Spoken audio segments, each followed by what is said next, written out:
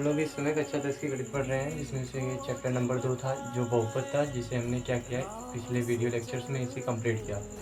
उसके बाद अब हम लोग अगला चैप्टर 3 है जो कि दो चर वाला रैखिक समीकरण है, उसको हम पढ़ेंगे। फिर उसके बाद जितनी भी सवालें रहेंगे उनको हम अच्छे से देखेंगे यहाँ पर। ठीक है, तो दो चरों वाला रैखिक समीकरण जानने से पहले हमें जानना होगा कि रैखिक समीकरण होता क्या है। ठीक है, तब उसके बाद हम देखेंगे कि दो चर वाला रैखिक समीकरण क्या होता है। तो आइए देखते हैं। तो यहाँ पर पहली चीज़ आती है कि समीकरण किसे कहते हैं। तो देखिए समीकरण, ठीक है, तो समीकरण जो व्यंजक जिसमें दो पक्ष हो, एक LHS हो एक RHS हो, तो उसे हम क्या कहेंगे, समीकरण कहेंगे। तो देखिए यहाँ पर x+3 लिखा गया है, तो यह एक समीकरण नहीं है। क्यों? क्योंकि इसमें एक पक्ष नहीं पता चल रहा है कि LHS है कि RHS है। ठीक, तो यहाँ पर पक्ष को पता करने के लिए अगर यहाँ पर हम 7 लगा दें तो देखिए यहाँ पर दो पक्ष हो गए, एक पक्ष है एक पक्ष है। तो इसे हम कहेंगे LHS मतलब लेफ्ट हैंड साइड बायां पक्ष, और उसके बाद जो इक्वल के या बराबर के उधर है उसे हम क्या कहेंगे, RHS या फिर राइट हैंड साइड या फिर दायां पक्ष। ठीक, तो इसे हम क्या कहेंगे, समीकरण कहेंगे। तो समीकरण चेक करने के लिए या समीकरण पता करने के लिए उसमें ज़रूरी है कि उसमें दो पक्ष रहने चाहिए, एक LHS रहना चाहिए और एक RHS रहना चाहिए, तभी उसे हम इक्वेशन या समीकरण कर सकते हैं, अदरवाइज नहीं करेंगे। तो देखिए यहाँ पर अगला इस तरह का कुछ एग्जांपल दे दीजिए, जैसे x² है प्लस x² है प्लस 16 है बराबर 0 लिखा गया है। तो यहाँ पर भी दो पक्ष हैं, एक पक्ष है एक पक्ष है, मतलब यहाँ पर LHS RHS दोनों हैं, अतः ये क्या है, एक समीकरण है। ठीक है, अब समीकरण आपको क्लियर होगा। जैसे अब यहाँ पर 4x बराबर 0 लिख दिया गया, तब भी ये समीकरण है। क्यों? क्योंकि यहाँ पर देखिए दो पक्ष है, एक पक्ष इधर एक पक्ष इधर है, तो LHS और RHS दोनों मिल रहे हैं, अतः ये क्या है, एक समीकरण है। अब उसमें एक चीज आती है, रैखिक समीकरण किसे कहते हैं। कौन सा समीकरण? रैखिक समीकरण। तो दूसरा देखते हैं, रैखिक समीकरण। ठीक है, तो रैखिक समीकरण कैसे पता करेंगे कि किसे रैखिक समीकरण कहते हैं। तो रैखिक समीकरण एक ऐसा समीकरण है जिसमें एक चर हो और उसकी अधिकतम घात जो हो क्या हो, एक हो, उसे हम क्या कहेंगे, एक चर वाला रैखिक समीकरण कहेंगे। मतलब ऐसा समीकरण जिसमें चर की अधिकतम घात कितनी हो, एक हो, उसे हम क्या कहेंगे, रैखिक समीकरण। और उस चर की अधिकतम घात में और उसमें एक ही चर हो तो उसे हम क्या कहेंगे, एक चर वाला रैखिक समीकरण। देखिए यहाँ पर एग्जांपल के रूप में, जैसे यहाँ पर x+x-6 लिखा गया है बराबर 7 लिखा गया है। ठीक है, तो ये एक समीकरण है क्योंकि इसमें LHS और RHS दोनों आ रहे हैं, तो ये समीकरण है। अब हमें ये पता करना है कि रैखिक समीकरण है कि नहीं। तो रैखिक समीकरण पता करने के लिए जो भी इसमें चर है, तो चर है क्या, इसमें x है। अब इस x की घात देखना है कि अधिकतम घात कितनी है।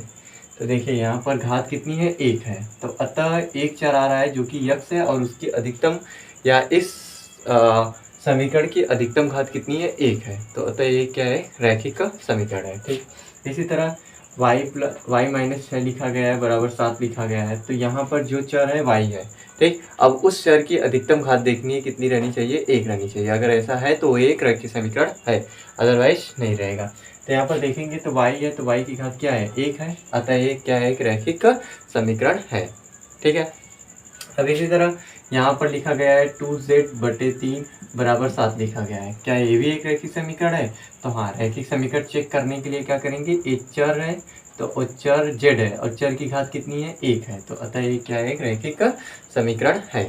ठीक, तो ऐसा समीकरण जिसकी अधिकतम घात कितनी हो, 1 हो, उसे हम क्या कहेंगे, रैखिक समीकरण कहेंगे। ठीक, इसी तरह अगर अधिकतम घात 2 हो तो उसे हम द्विघात समीकरण कहेंगे, जो कि इसके बाद वाला अध्याय है उसमें हम द्विघात समीकरण के बारे में पढ़ेंगे। अब उसके बाद हम लोग देखते हैं कि दो चर वाला रैखिक समीकरण किसे कहते हैं। तो ऐसा रैखिक समीकरण जिसमें दो चर हों, मतलब वो रैखिक समीकरण भी हो और उसमें चर कितनी हो, 2 हो, तो उसे हम क्या कहेंगे, दो चर वाला रैखिक समीकरण। देखिए यहाँ पर दो चर वाला रैखिक समीकरण। ठीक है, तो हम कैसे पता करेंगे कि ये दो चर वाला रैखिक समीकरण है। तो देखिए यहाँ पर, जैसे यहाँ पर x है और प्लस y है बराबर 7 है। ठीक है, यहाँ पर तो यहाँ पर देखिए जो चर आ रहा है वो यहाँ पर चर 2 आ रहे हैं, एक x आ रहा है एक y आ रहा है।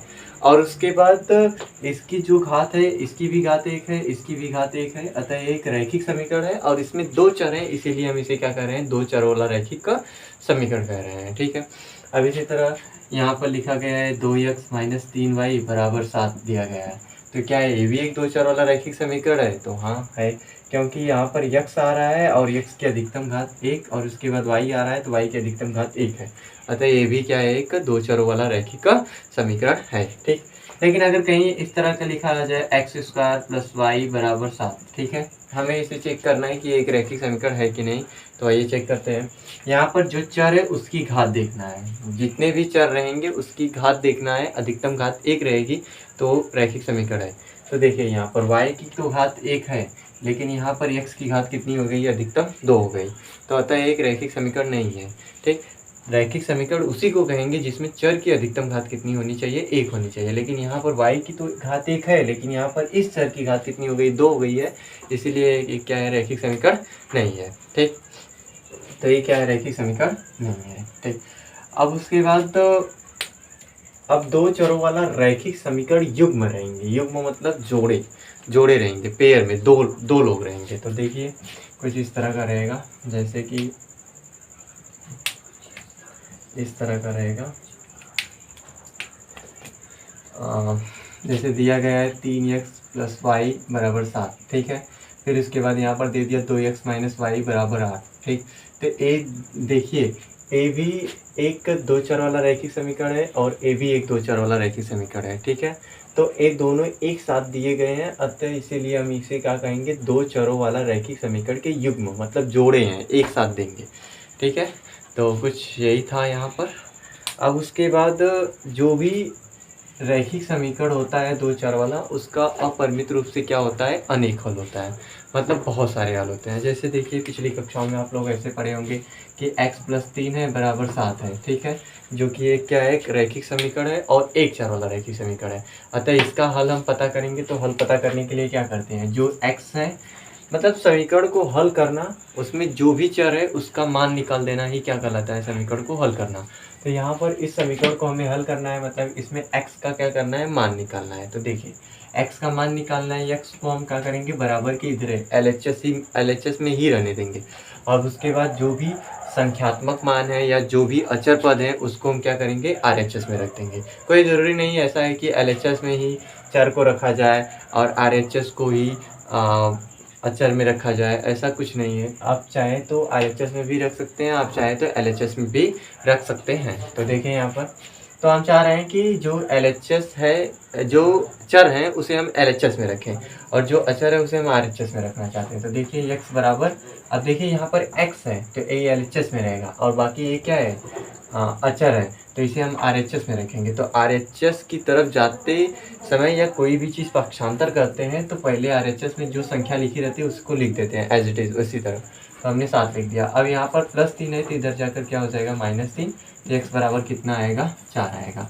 अतः इस समीकरण का केवल एक ही हल है जो कि क्या है, 4 है, इसके अलावा और कोई भी हल पॉसिबल नहीं है। हल मतलब कि उस वैल्यू को संतुष्ट करें। अब जैसे यहाँ पर 4 रखेंगे तो 4 रखने के बाद यहाँ पर 3 है अब बराबर 7 है, तो देखिए 4 3 7 बराबर 7, दोनों पक्ष क्या आ रहे हैं, बराबर आ रहे हैं, अतः यही क्या होगा, उस समीकरण का हल होगा। परंतु ये क्या था, एक रैखिक समीकरण था जो कि एक चर वाला रैखिक समीकरण था, तो इसका अपरिमित रूप से अनेक हल नहीं है, इसके केवल कितने हल हैं, एक हल है। जबकि जो 2 चर वाला रैखिक समीकरण आता है इसका अपरिमित रूप से अनेक हल होता है। ठीक है, देखिए कैसे, जैसे कि 3x प्लस वाई बराबर 7 दिया गया है, तो यहाँ पर हम क्या करेंगे, इस तरह का कुछ बॉक्स की तरह बना लेंगे, यहाँ पर रखेंगे x, यहाँ पर रखेंगे y। ठीक है, अब यहाँ पर x का मान कुछ रखेंगे तो y का मान कुछ मिलेगा। देखिए जैसे x का मान अगर हम 0 रख दें तो यहाँ पर इस इक्वेशन में x की जगह 0 रखेंगे प्लस y बराबर 7 हो जाएगा, तो इसका पूरा मान क्या हो जाएगा, 0, तो y बराबर क्या आ जाएगा, 7। तो यहाँ पर x बराबर 0 रखें तो y बराबर में क्या मिला है, 7 मिला है। ठीक है, फिर इसी तरह कर सकते हैं हम, अगर y बराबर 0 रख दें तो y बराबर 0 रखेंगे इस इक्वेशन में, तो y की जगह 0 रख देंगे, बराबर 7 हो जाएगा। तो यहाँ से 3x बराबर कितना आएगा, 7, तो यहाँ से x बराबर कितना आ जाएगा, 7/3 आ जाएगा। तो देखिए हमने y का मान 0 रखा तो हमें x की वैल्यू कितनी मिली, 7/3 मिली। ठीक है, इसी तरह और भी मान रखते जाएं और भी वैल्यू क्या होती जाएंगी, मिलती जाएंगी। तो देखिए अब यहाँ पर जो क्या नाम से x है उसके जगह हम 3 रख लेते हैं। तो देखिए कुछ भी रखिए, कोई भी वैल्यू रखिए, कुछ ना कुछ मान निकलेगा।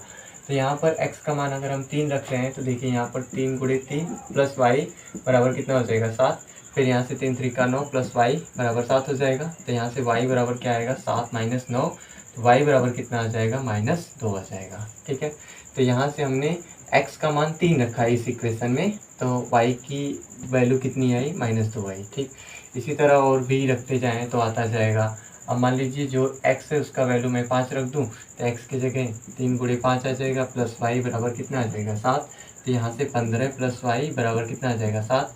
तो यहाँ से y बराबर कितना आ जाएगा 7 माइनस 15। तो यहाँ से y बराबर कितना आ जाएगा -8। ठीक है, -8 क्यों आ रहा है? क्योंकि आप लोगों को पता होगा जब छोटी संख्या में से कोई बड़ी संख्या घटाते हैं तो उस वाली स्थिति में क्या करते हैं, बड़ी में से छोटी घटा लेते हैं और तथा जो बड़ी संख्या रहती है उसी का चिन्ह हम यहाँ पर लगा देते हैं। तो देखिए यहाँ पर बड़ा 15 है, 15 से 7 घटाएंगे तो 8 बचेगा, और बड़ा 15 है तो उसी का चिन्ह हम क्या करेंगे यहाँ पर लगा लेंगे। ठीक है, तो कुछ इस तरह का आंसर होगा। अब इसी तरह देखिए यक्स का मान हम कुछ भी रखते जाएँ, 1.4, 1.5, 8, 9, 10, 100, 1000, कुछ भी रखते जाएँ, y का कुछ ना कुछ मान मिलता जाएगा।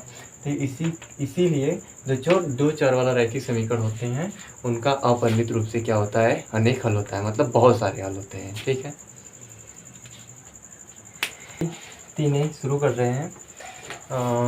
ठीक, अब हम पीछे हमने बहुत सारी चीज़ें समझी कि दो चर वाला रैखिक समीकरण क्या होता है, समीकरण क्या होता है, फिर रैखिक समीकरण क्या होता है, एक चर वाला रैखिक समीकरण क्या होता है, फिर उसके बाद हमने जाना कि दो चर वाला रैखिक समीकरण क्या है। ठीक है, तो कोई भी दो चर वाला रैखिक समीकरण रहेगा उसका अपरिमित रूप से क्या रहता है, अनेक हल रहता है, मतलब बहुत सारे हल निकलते जाते हैं, एक्स वाई की बहुत सारी वैल्यूआ निकलती जाती है। ठीक है, और उसके बाद किसी समीकरण को हल करना मतलब जो भी उसमें जितने भी चर आ रहे हैं उन चरों का मान ही निकालना क्या कहलाता है, उन समीकरणों को हल करना।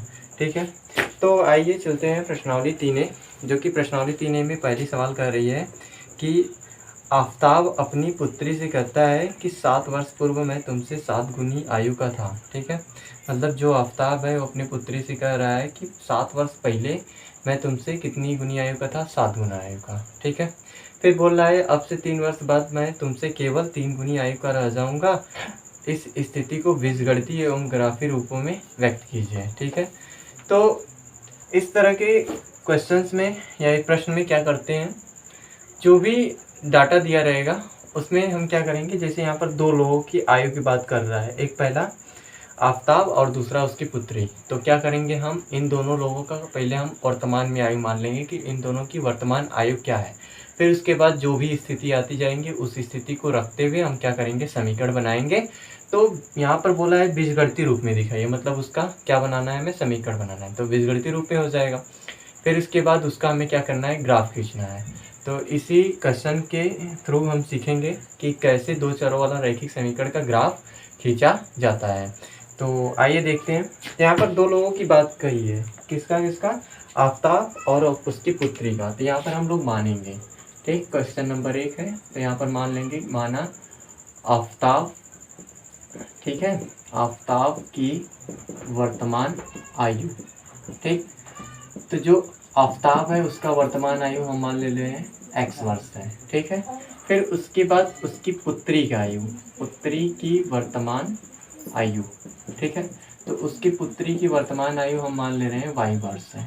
ठीक है, क्योंकि दोनों की आयु क्या रहेगी, अलग अलग ही रहेगी। तो यहाँ पर 2 लोगों की आयु की बात किया है, तो पहले हम मान लेंगे आफ्ताब जो है उसकी आयु कितनी है, x वर्ष है, और उसके बाद जो उसकी पुत्री है उसकी आयु कितनी हो जाएगी, y वर्ष है। ठीक, अब उसके बाद यहाँ पर पहली स्थिति बोला है कि 7 वर्ष पूर्व, मतलब 7 वर्ष पूर्व जो आफ्ताब था वो अपनी पुत्री का 7 गुनी आयु का था। ठीक है, यही कह रहा है। तो पहले हम क्या करेंगे, आफ्ताब और उसकी पुत्री दोनों का हम क्या करेंगे, 7 साल पहले आयु ज्ञात करेंगे। ठीक है, तो देखिए यहाँ पर 7 वर्ष पूर्व, ठीक है, यहाँ पर लिखेंगे 7 वर्ष पूर्व, मतलब 7 साल पहले आफ्ताब की आयु, किसकी आयु, आफ्ताब की आयु।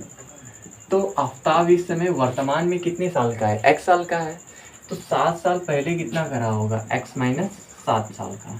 ठीक है, जैसे मान लीजिए अगर कोई बच्चा इस समय 10 साल का है तो 7 साल पहले कितना साल का रहा होगा, तो 3 साल का। तो वो 3 कहाँ से आया, 7 साल पहले के बात कर रहा है, तो वर्तमान में से जितना साल पहले के बात कर रहा है उतना हम घटा देंगे, तो ये हमें बताएगा कि इतना साल पहले कितना आयु थी। ठीक है, जैसे अगर किसी व्यक्ति की आयु 20 साल है, वो पूछा जाएगा कि 5 साल पहले कितने साल का था, तो 20 में से 5 घटा दीजिए तो कितना आ जाएगा, 15 साल।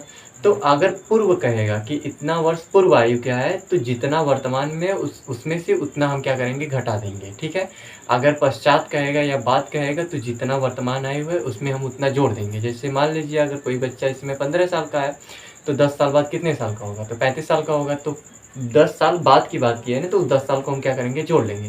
पहले की बात करेगा तो घटाएंगे और बाद की बात करेगा तो वर्तमान में हम जोड़ देंगे। ठीक, तो वही कर रहे हैं। तो यहाँ से आफ्ताब की आयु प्रेजेंट में कितनी है, वर्तमान में 1 साल का है, तो 7 साल पहले कितने साल का रहा होगा, x माइनस 7 साल का। ठीक, सेम इसी तरह इसकी पुत्री की भी आयु रही होगी, तो पुत्री की आयु, ठीक है, तो पुत्री की आयु, पुत्री वर्तमान में कितनी साल की है, y वर्ष की है, तो 7 साल पहले कितनी रही होगी, y माइनस 7 वर्ष की। ठीक है, क्लियर है यहाँ तक। अब उसके बाद क्या कहा है कि आफ्ताब की आयु, तो आफ्ताब की जो आयु है वो अपनी पुत्री की आयु से कितना गुना है, 7 गुना है, मतलब अपनी पुत्री का 7 गुना है। तो देखिए अगर यहाँ फिर क्या करेंगे, ये भी जो दोनों आयु रहे, इन दोनों आयु को इस तरह बराबर लगाकर हम क्या करेंगे, लिख लेंगे। ठीक है, यहाँ तक करने के बाद अब उसके बाद देखिए एक किसका आयु है, आफ्ताब का, और एक किसका है, पुत्री का। इन दोनों को क्या करना है, बराबर दिखाना है। तो आफ्ताब पहले से ही 7 गुना है, कितना गुना है, 7 गुना है। ठीक है, सारी यहाँ पर 7 रहेगा।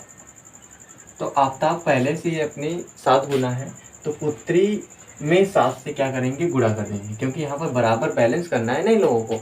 तो ये 7 गुना पहले से ही है, तो इसमें अगर हम 7 से गुणा कर देंगे तो देखिए ये 7 गुना हिले, फिर इसके बाद ये दोनों क्या हो जाएंगे, बैलेंस हो जाएंगे, बराबर हो जाएंगे, संतुलित। ठीक, अब इसके बाद यहाँ से क्या बन जाएगा हमारा एक समीकरण, तो x माइनस 7 इसी तरह रहेगा। अब इस 7 का इसमें गुणा होगा और इसमें भी होगा, तो देखिए यहाँ से 7y आएगा, माइनस 7 सत्ते 49 आ जाएगा। ठीक, फिर इसके बाद क्या करते हैं, एक्स वाई एक तरफ शिफ्ट कर लेते हैं और जो संख्याएं रहती हैं उनको एक साइड शिफ्ट कर देते हैं। तो देखिए x माइनस कितना आ जाएगा, 7y बराबर कितना आ जाएगा, माइनस 49। ये माइनस 7 है तो उधर जाकर क्या हो जाएगा, प्लस 7।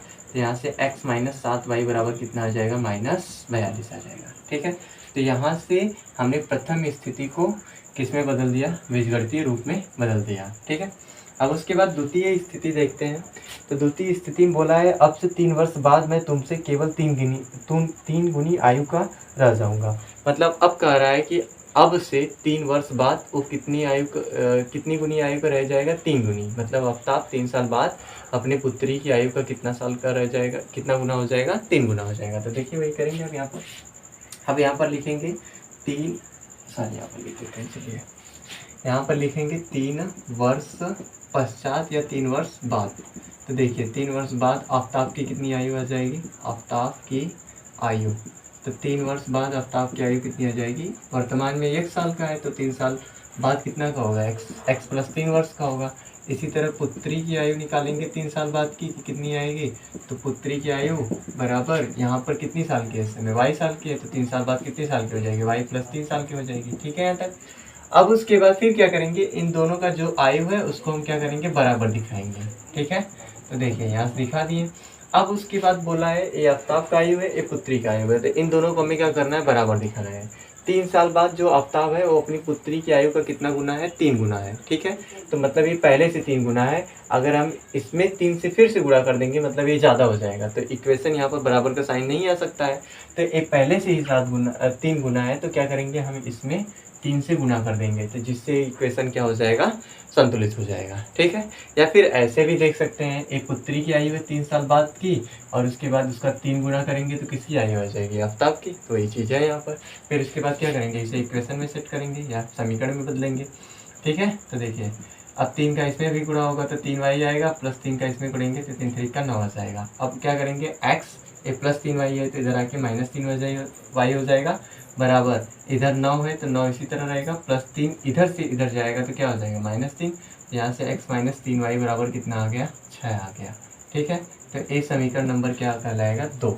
अब हमने दोनों स्थितियों को किस में बदल दिया, समीकरण में बदल दिया। अब इसका हमें क्या करना है, ग्राफ भी खींचना है। तो आइए ग्राफ खींचते हैं। तो ग्राफ खींचने के लिए हमें बिंदु पता करना होता है, तो पहले हम समीकरण 1 का हेल्प लेंगे, समीकरण 1 से। ठीक है, तो समीकरण 1 क्या है, x माइनस 7y बराबर क्या है -42 है। ठीक है, इसका हम क्या करेंगे, कुछ मान निकालेंगे। ठीक, मान तो बहुत अपरिमित रूप से अनेक निकलेंगे, लेकिन हम कितना निकालेंगे, बस केवल 2 ही निकालेंगे, जिससे कि हम ग्राफ आसानी से क्या कर सकें, खींच सकें। तो इसको थोड़ा सा ध्यान से देखिए कैसे इसका मान निकाला जाता है। तो देखिए यहाँ पर x रख दें और यहाँ पर y रख दें, फिर उसके बाद कुछ भी अपने मन से x का मान रखिए यहाँ पर, तो यहाँ पर y का मान कुछ भी आएगा। ठीक, तो देखिए x का मान हम क्या कर लेते हैं, पहले 0 रख लेते हैं। तो देखिए इस समीकरण में x का मान 0 रखेंगे तो x की जगह 0 आ जाएगा, फिर -7y बराबर कितना आ जाएगा, -42 आएगा यहाँ से। फिर उसके बाद देखिए 0 पूरा खत्म हो जाएगा, तो यहाँ से -7y बराबर कितना आ जाएगा, -42। ठीक, तो यहाँ से y बराबर कितना आ जाएगा, -42 बटे -7। ठीक, फिर इसमें इसे भाग लगा देंगे तो कितना आ जाएगा, y का मान 6 आ जाएगा। तो यहाँ पर हमने x का मान 0 रखा, तो y का मान हमें कितना प्राप्त हो रहा है, 6 प्राप्त हो रहा है। ठीक है यहाँ तक। अब उसके बाद हम लोग देखते हैं, अब यहाँ पर कुछ और भी मान रख सकते हैं। अब y का मान अगर 0 रख देंगे तो x का मान -42 मिलने लगेगा, जो कि बहुत बड़ा है। इसके आसपास की ही वैल्यू हम निकालने की कोशिश करेंगे। तो देखिए जैसे यहाँ पर 0 7 6 दिख गया, तो या तो 4 दिखा लीजिए, 5 दिखा, या 7 आ जाए, 8 आ जाए, 9 आ जाए, चलेगा। लेकिन ये -42 बहुत बड़ी संख्या है ना, तो इसीलिए हम क्या करेंगे, कुछ और रख कर देखेंगे। तो देखिए यहाँ पर y का मान अगर हम 7 रख रहे हैं तब क्या हो रहा है, y का मान यहाँ पर 7 रखेंगे तो x इसी तरह रहेगा। सॉरी, यहाँ पर हम क्या कर रहे हैं, y का मान 7 रख रहे हैं, तो देखिए x इसी तरह रहेगा, -7 × 7 अब बराबर कितना आ जाएगा, -42 आ जाएगा। फिर देखिए यहाँ से 7 7 49 हो जाएगा, इन दोनों का गुणा करेंगे, अब बराबर -42 हो जाएगा। फिर x बराबर कितना आ जाएगा, -42 + 49, ये माइनस का 49 था तो उधर भेजेंगे तो प्लस का 49 हो जाएगा। तो यहाँ से x का मान कितना निकल के आ गया, +7।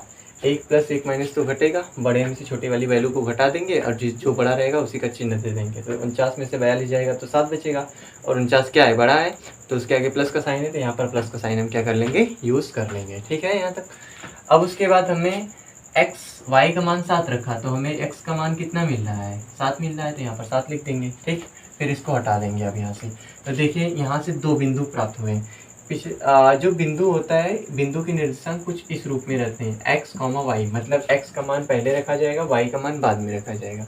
तो वही करेंगे यहाँ पर। देखिए पहला बिंदु यहाँ से निकलेगा 0,6, मतलब x का मान जब 0 रखे हैं तो y का मान कितना आया, 6 आया है। फिर उसके बाद यहाँ से दूसरा बिंदु निकलेगा, जब हम x का मान 7 रखें तो y का मान भी कितना आया है, 7 आया। तो यहाँ से इस समीकरण के लिए कितने बिंदु निकल गए, 2। ठीक, इसी तरह हम दूसरे समीकरण के लिए भी इसी तरह निकालेंगे, तो समीकरण 2 से। ठीक है, तो समीकरण 2 से फिर क्या करेंगे, बॉक्स इस तरह बना लेंगे। ठीक, यहाँ पर x रख देंगे, यहाँ पर y। फिर यहाँ पर समीकरण 2 है क्या, x - 3y बराबर क्या है, 6 है। अब यहाँ पर x का मान कुछ रखेंगे तो y का मान आएगा, तो यहाँ पर x का मान हम 0 रख रहे हैं। तो देखिए ये 0 रखने पे -3y बराबर कितना आ जा रहा है, 6। तो -3y बराबर कितना आ जा रहा है, 6। तो y बराबर कितना आ जाएगा, 6 बटे -3। ये -3 गुणे में है तो उधर जाके क्या हो जाएगा, भाग करेगा। तो यहाँ से भाग करने में कितना आएगा, -2 आएगा। तो अब यहाँ पर y का x का मान हम 0 रखें तो y का मान हमें क्या प्राप्त हो रहा है, -2। तो यहाँ पर -2 रख देंगे। ठीक है, फिर उसके बाद हम क्या करते हैं, y का मान 0 रख देते हैं। अब देखिए वहाँ पर y का मान 0 रखेंगे तो x का मान क्या आ रहा है, 6 आ रहा है, जो कि आसपास है इसके। तो यहाँ पर y का मान 0 रखेंगे तो x - 3y बराबर 6 इसी तरह रहेगा, तो x इसी तरह रहेगा, -3 × 0 बराबर 6। तो यहाँ से पूरा 0 हो जाएगा।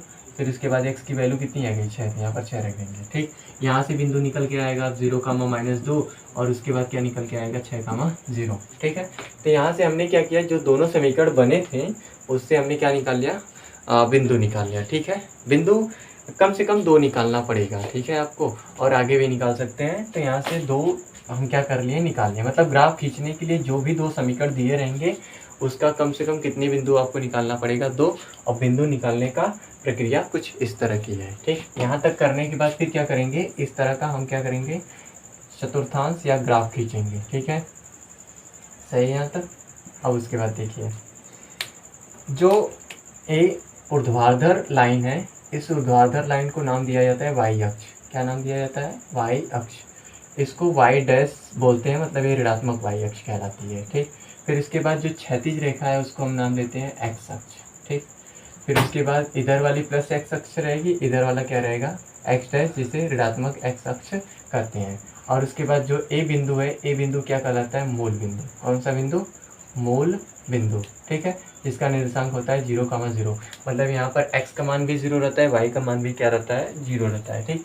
अब इस पर हम क्या करेंगे, कुछ बिंदु को अंकित कर लेंगे। तो देखिए जो बिंदु अंकित करेंगे उसमें पहले हम देख लेंगे कि सबसे छोटा मान क्या है, इसमें 0 है, और उसके बाद सबसे बड़ा मान क्या है इन बिंदुओं में। तो सबसे बड़ा मान 0 है, छोटा मान 0 है, और उसके बाद सबसे बड़ा मान क्या है, 7 है। तो 0 से लेकर हम कहाँ तक खींच लें, 7 तक या 8 तक, कोई फर्क नहीं पड़ेगा। तो देखिए यहाँ तक 1, ठीक, फिर यहाँ पर 2 आ जाएगा, फिर यहाँ पर 3, फिर इसी तरह 4, फिर 5 आ जाएगा, फिर यहाँ पर 6, फिर 7, फिर 8, ठीक है।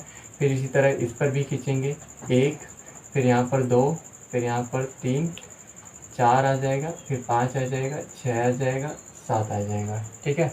सॉरी गलती हो गई, ये जो ए ऋणात्मक एक्स अक्ष रहेगा, ठीक है। और उसके बाद जो ए है, ए किस में रहेगा, धनात्मक में रहेगा, ठीक है। तो यहाँ से 1, फिर इसके बाद ये क्या हो जाएगा 2, फिर इसके बाद 3, 4, 5, 6, ये 7 हो जाएगा, ठीक।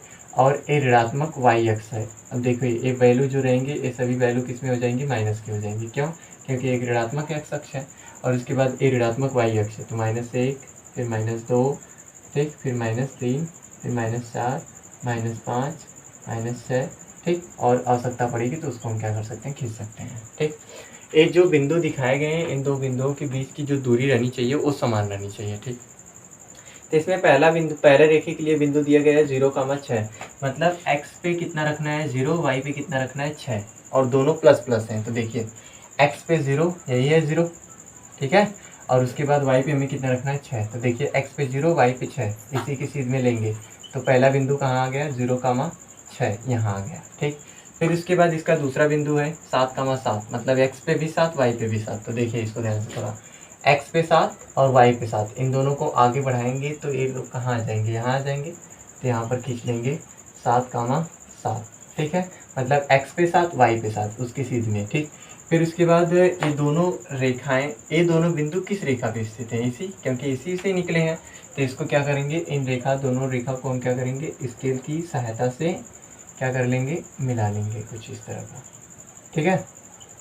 तो फिर इसके बाद इसको दिखा देंगे कि इस रेखा का क्या नाम है। तो x - 7y बराबर कितना है, -42 है, ठीक। फिर उसके बाद दूसरी रेखा खींचते हैं। यहाँ पर बोला है x पे 0, y पे -2, तो x पे 0, y पे -2 यही आएगा, ठीक। फिर उसके बाद लिख देते हैं इसका निर्देशांक 0, -2, ठीक। फिर दूसरा क्या है 6,0, मतलब x पे 6, y पे 0, तो y पे 0 और x पे 6, ये बिंदु दिखेगा कुछ यहाँ तक। तो इसका लिख दें 6,0। फिर क्या करें, इन दोनों को ऐसे लाकर, सॉरी टेढ़ा हो जा रहा है, इसको लाकर हम क्या करेंगे, इससे मिला देंगे, ठीक है, थोड़ा सा टेढ़ा हो जा रहा है। तो फिर इसका भी नाम लिख देंगे x - 3y बराबर 6, ठीक है। तो यही बोला था इसमें कि जो भी एक सवाल थी इसको बीजगणितीय रूप में दिखाना था। तो बीजगणितीय रूप में मतलब समीकरण बनाना था, तो हम लोग समीकरण बना दिए। फिर बोला था इसका ग्राफ भी खींचना है, तो इसका ग्राफ भी हमने क्या कर दिया, खींच दिया, ठीक।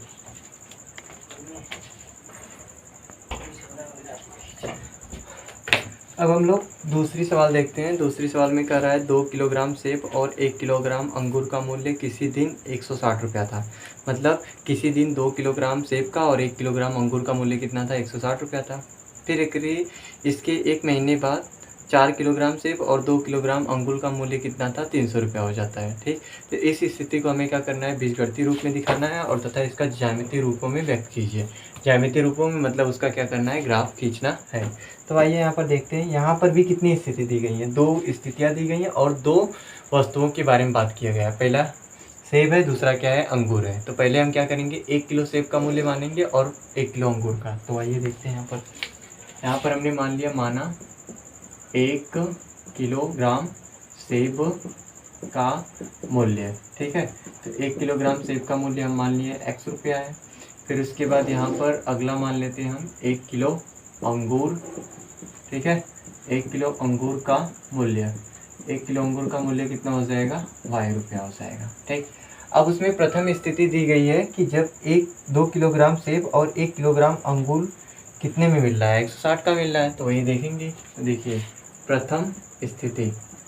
तो प्रथम स्थिति में क्या खरीदा जा रहा है, 2 किलो सेब खरीदा जा रहा है और 1 किलो अंगूर, और उसके लिए कितना पैसा दिया जा रहा है, 160।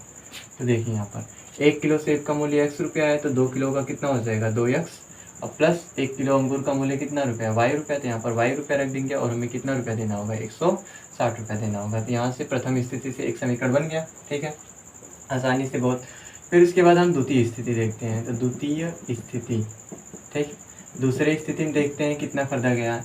तो दूसरे स्थिति में बोला है कि 4 किलोग्राम सेब ले रहा है और 2 किलोग्राम अंगूर ले रहा है। ठीक है, तो देखिए यहाँ पर, तो 4 किलोग्राम सेब का मूल्य कितना हो जाएगा, 4x, एक का x रुपया है, तो 1 किलो का x रुपया है, तो 4 किलो का कितना हो जाएगा, 4x रुपया। फिर इसी तरह 2 किलो अंगूर ले रहा है, तो 1 किलो अंगूर का मूल्य कितना रुपया, y रुपया है, तो 2 किलो अंगूर का मूल्य कितना हो जाएगा, 2y, और बराबर कितना दे रहा है, वो 300 दे रहा है। ठीक है यहाँ तक। अब उसके बाद इस इक्वेशन को थोड़ा सा और भी सॉल्व कर सकते हैं। तो देखिए यहाँ पर 4 और 2 दिख रहा है, तो यहाँ पर कॉमन दिख रही है वैल्यू, 2 कॉमन निकाल सकते हैं। तो यहाँ पर 2 कॉमन करेंगे, तो 2 कॉमन का मतलब है इसमें 4 में 2 से भाग दे देना है, तो 2x बचेगा, अब प्लस इसमें 2 से भाग करेंगे तो क्या हो जाएगा, y बराबर कितना आ जाएगा, 300। ठीक, फिर 2x प्लस y बराबर 300। अब ये जो गुणे में था अब इधर आकर क्या हो जाएगा, भाग में। तो यहाँ से 2x प्लस y बराबर कितना आ जाएगा, 150 आ जाएगा, जो कि समीकरण नंबर क्या है, 2 है। ठीक, तो इसका बीजगणितीय रूप में निरूपण करना था, तो बीजगणितीय रूप में क्या हो गया, निरूपण हो गया। अब इसके बाद हमें क्या करना है, इस स्थिति को हमें ज्यामितीय रूप में मतलब ग्राफ पे दिखाना है। तो देखिए ग्राफ खींचने के लिए फर्स्ट क्या किया जाता है, जो भी समीकरण दिए रहते हैं उनसे हम बिंदु निकालते हैं। तो समीकरण 1 से देखिए, ठीक, तो समीकरण 1 xy, समीकरण 1 है क्या, 2x प्लस वाई बराबर कितना है, 160 है। ठीक है, अब हम क्या करेंगे, यहाँ पर x का कुछ वैल्यू रखेंगे तो y का कुछ मान मिलेगा। ठीक, तो x का मान हम क्या करते हैं, 60 रख देते हैं, तो देखते हैं क्या होता है। तो यहाँ पर x का मान हम 60 रख रहे हैं। ठीक, तो x का मान 60 रखेंगे तो 2 गुणे 60 प्लस y बराबर कितना आ जाएगा, 160। तो यहाँ से क्या आ जाएगा, 120 प्लस y बराबर कितना आ जाएगा, 160।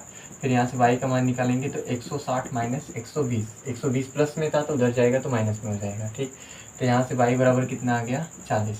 तो जब हम x का मान 60 रखें तो y का मान क्या आ रहा है, 40 आ रहा है। ठीक है, इसी तरह और भी कुछ रख दें। अब जैसे y दिख रहा है तो y का मान हम क्या रख रहे हैं, मान लीजिए y का मान हम रख दे रहे हैं 80। ठीक, तो y का मान हम 80 रखेंगे तो 2x प्लस 80 बराबर 160। तो 2x बराबर कितना आ जाएगा, 160 माइनस 80। तो यहाँ से 2x बराबर कितना आएगा, 80। तो x बराबर कितना आ जाएगा, 40। ठीक है, यहाँ पर जो भी x y का मान रखना है वो आपको अपने से कुछ भी रखना है, लेकिन उसको ध्यान देना है कि जो भी बिंदु रहे उसके बीच में ज़्यादा गैप ना रहे। जैसे यहाँ पर 60-40 दिख रहा है तो ज़्यादा का गैप नहीं, ऐसा नहीं है कि एक बिंदु 5 आ रहा है तो दूसरा बिंदु 100 आ रहा है। ठीक, एक बिंदु 10 आ रहा है तो दूसरा बिंदु 500 आ रहा है, 800 आ रहा है, ऐसा नहीं, आस पास रहने चाहिए। तो उसी तरह यहाँ पर किया जा रहा है। तो हमने क्या किया, y का मान 80 रखा तो x का मान कितना मिला, 40। तो देखिए इसमें कुछ ज़्यादा का डिफरेंस नहीं है, सभी आसपास के ही हैं।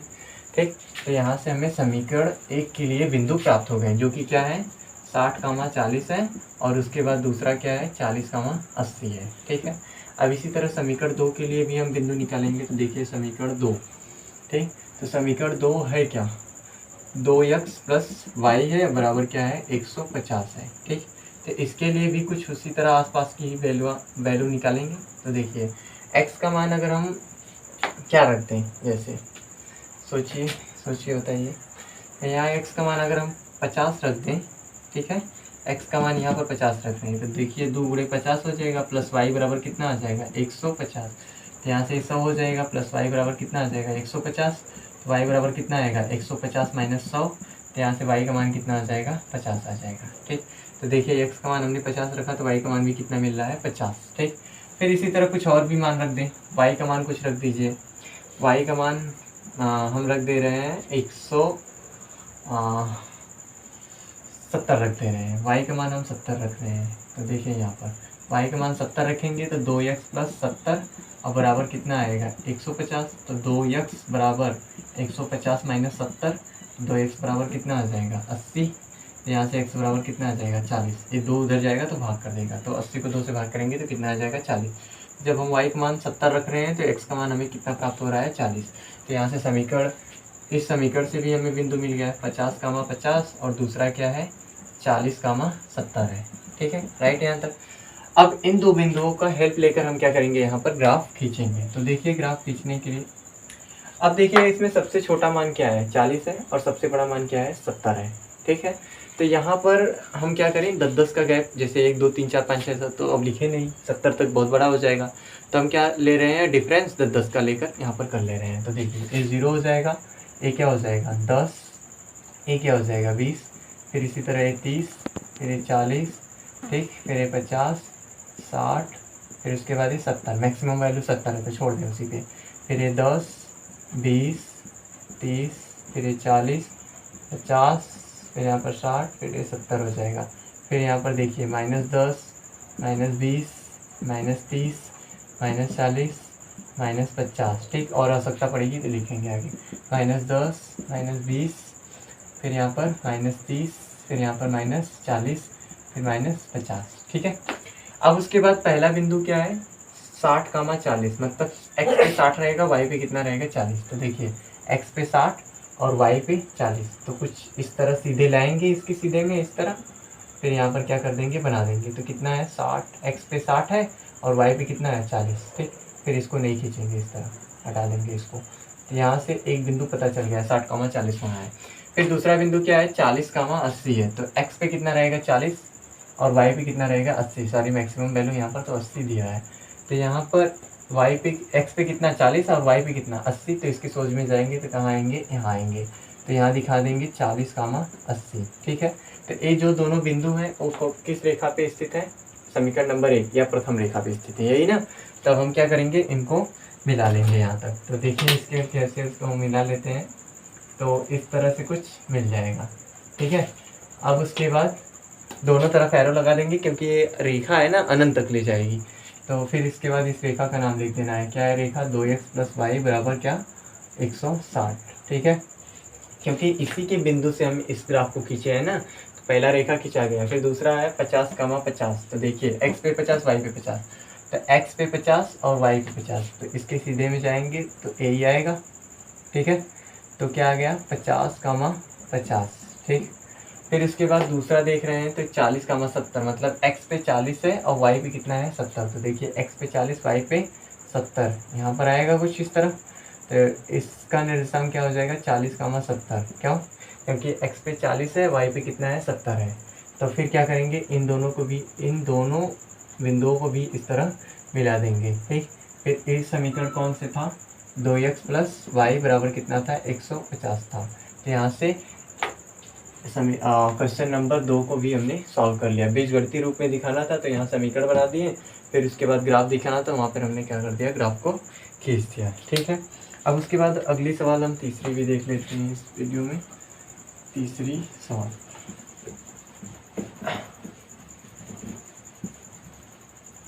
तो देखिए तीसरी सवाल में बोल रहा है कि दो रेल की पटरियाँ समीकरणों x + 2y - 4 = 0 और 2x + 4y - 12 = 0 द्वारा निरूपित की गई। मतलब दो रेल की पटरियाँ हैं जो कि x + 2y - 4 = 0 से दिखाई गई और दूसरे के 2x + 4y - 12 = 0 से दिखाई गई। इस स्थिति को हमें ज्यामितीय रूप में क्या करना है निरूपण करना है। तो देख लीजिए, तो तीसरा क्वेश्चन है जिसमें एक रेल की पटरी है, उसके लिए समीकरण दिया गया है x + 2y = 4, समीकरण नंबर 1 मान लेते हैं इसे।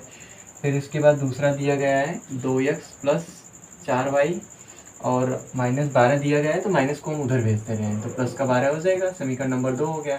ठीक है, और समीकरण नंबर 2 को चाहें तो थोड़ा सा और छोटा कर सकते हैं, तो यहाँ से 2 कॉमन ले लें तो अंदर बचेगा x प्लस यहाँ पर क्या बचेगा 2y बचेगा और बराबर कितना हो जाएगा 12। तो यहाँ से x + 2y बराबर कितना हो जाएगा 12/2, तो यहाँ से x + 2y बराबर कितना आ जाएगा 6। ठीक, तो ये समीकरण नंबर 2 हो गया। अब उसके बाद क्या करना है, इसका हमें ग्राफ खींचना है या ज्यामितीय रूप निरूपण करना है। तो समीकरण 1 से पहले हमें क्या करना होगा, दो बिंदु पता करना होगा।